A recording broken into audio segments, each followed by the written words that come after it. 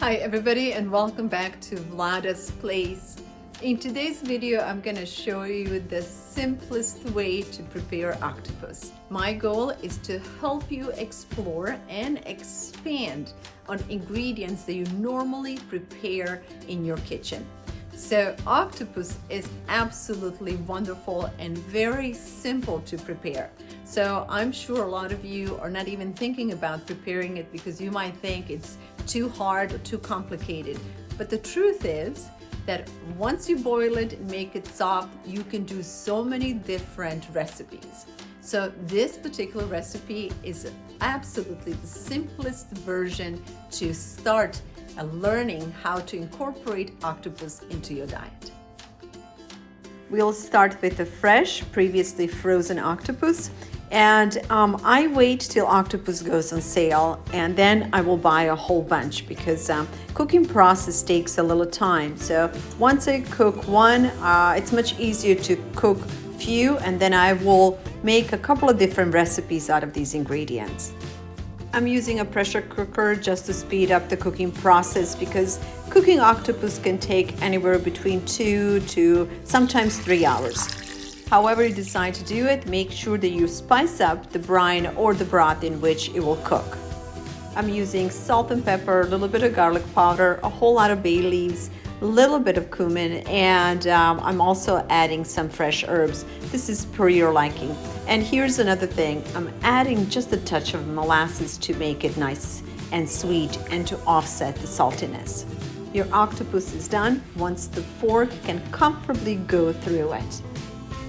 All right, with this step done, let's go to the next step, which is simply pre-cooking or caramelizing some onions. So a little bit of olive oil, and then we're just gonna caramelize these onions. And while the onions are cooking, I am going to cut the octopus in about the bite sizes.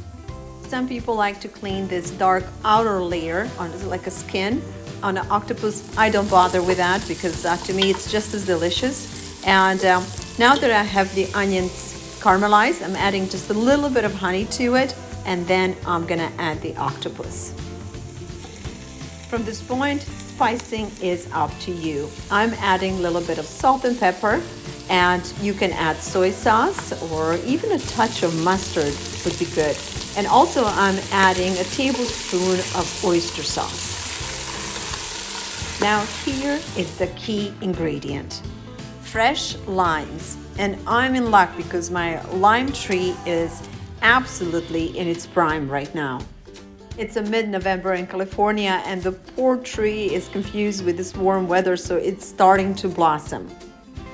Okay, we got our lime, so let's go and finish up our recipe. There is nothing like picking up your own fruits and vegetables out of the garden or the orchard. Look at this grease and all this fragrance is coming out of this lime. So basically, that's why I've been trying to encourage you guys to plant some sort of a fruit or vegetables in your yard if you have a piece of dirt. Fresh, ripe lime juice makes all the difference, along with the fresh and finely chopped cilantro. It's easy as that. So now we're ready to serve.